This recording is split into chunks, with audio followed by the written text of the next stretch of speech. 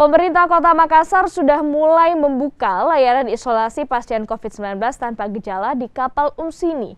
Pendaftar pun meningkat dan sudah mencapai ratusan orang. 3 pekan lakukan persiapan, pemerintah Kota Makassar akhirnya siap menjalankan program isolasi apung di kapal Pelni Unsini. Pemerintah Kota Makassar telah menerima hingga ratusan warga yang mendaftar untuk bisa jalani isolasi di kapal Unsini tersebut.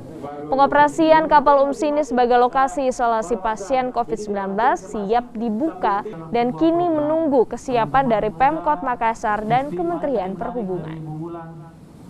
Men-tracing kembali lagi, karena ternyata banyak yang sembuh, sekitar 100 orang lah yang sudah bersedia naik ke atas. Biar itu aja dulu. Kita ada dulu sambil yang lain tinggal kita masukkan nyusul. Berapa data yang sudah terdaftar, Pak? 100 lebih ya. Kesiapan obat dan cukup, semua kita sudah simulasikan. Sudah cukup. Itu berlaku berapa hari, Pak? Berlaku 7 sampai 10 hari.